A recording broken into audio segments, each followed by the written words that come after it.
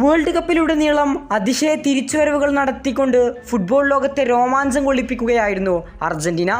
പല മത്സരങ്ങളിലും പിന്നിൽ നിന്ന ശേഷം അവസാന നിമിഷങ്ങളിൽ ഗോളടിച്ചുകൊണ്ട് അർജന്റീന വമ്പൻ തിരിച്ചുവരവുകളാണ് നടത്തിയത്. തോറ്റെന്നും അർജന്റീന പുറത്തായെന്നും കരുതിയ പല മത്സരങ്ങളിൽ ലിയോ മെസ്സി മാജിക്കിലൂടെ അർജന്റീന രാജകീയമായ തിരിച്ചുവരവുകൾ നമ്മൾ കണ്ടു.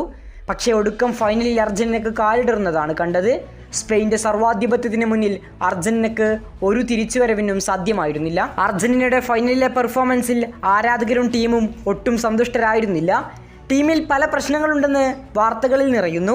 പക്ഷേ ഇതെല്ലാം റൂമറുകൾ മാത്രമാണെന്ന് അർജന്റീൻ ക്യാമ്പും താരങ്ങളും ഒന്നടക്കം പറയുന്നു. ഇനി അർജന്റീനക്ക് അടുത്ത മത്സരമുള്ളത് ഈ ഇന്റർനാഷണൽ ബ്രേക്കിന്റെ സമയത്താണ്. സെപ്റ്റംബർ 21 മുതൽ ഒക്ടോബർ 6 വരെയുള്ള തീയതികളിലാണ് ഈ മത്സരങ്ങളുള്ളത്. ഒരു ടീമിന് ഏകദേശം 4 ഫ്രണ്ട്ലി മത്സരങ്ങൾ വരെ കളിക്കാമെന്നാണ് ഫിഫയുടെ റൂൾ. ഈ ഒരു മത്സരങ്ങളിൽ വമ്പൻ എതിരാളികളെ തിരഞ്ഞെടുക്കാൻ ഉദ്ദേശിച്ചിരിക്കുകയാണ് അർജന്റീന എന്നാണ് റിപ്പോർട്ടുകൾ സൂചിപ്പിക്കുന്നത്. മാക്സിമം 4 മത്സരങ്ങൾ കളിക്കാവുന്ന ഈ ഇന്റർനാഷണൽ ബ്രേക്കിൽ 4 മത്സരങ്ങൾ തന്നെ കളിക്കാൻ തന്നെയാണ് അർജന്റീനയുടെ തീരുമാനമെന്നാണ് റിപ്പോർട്ടുകൾ സൂചിപ്പിക്കുന്നത്. അതും 4 യൂറോപ്യൻ ടീമുകൾക്കെതിരെയുള്ള മത്സരമാകാനുള്ള സാധ്യതയുമുണ്ട്.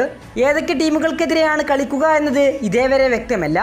എങ്കിലും മികച്ച എതിരാളികളെ തിരഞ്ഞെടുക്കാൻ തന്നെയാണ് അർജന്റീൻ കോച്ചിംഗ് സ്റ്റാഫിന്റെയും AFAയുടെയും ശ്രമം. ടീമിൽ അടിമുടി മാറ്റങ്ങൾ ഉണ്ടാകുമെന്ന് റിപ്പോർട്ടുകൾ നിരന്തരം പുറത്തുവന്നെങ്കിലും ഒഫീഷ്യലായിക്കൊണ്ട് ഒരു സ്ഥിരീകരണവും ഇതേവരെ ഉണ്ടായിട്ടില്ല. ഇതിനിടെ വേൾഡ് കപ്പിന് ശേഷം അർജന്റീൻ സൂപ്പർ താരം നിക്കോളാസ് ഒട്ടമെൻഡി മാത്രമാണ് നിലവിൽ വിരമിക്കൽ പ്രഖ്യാപിച്ചിട്ടുള്ളത്. ഏതായാലും കൂടുതൽ ഫുട്ബോൾ വാർത്തകൾക്കായി നമ്മുടെ ഈ ചാനൽ ദയവായി സബ്സ്ക്രൈബ് ചെയ്യുക. കൂടുതൽ ഫുട്ബോൾ വാർത്തകളുമായി ഇനിയും കാണാം.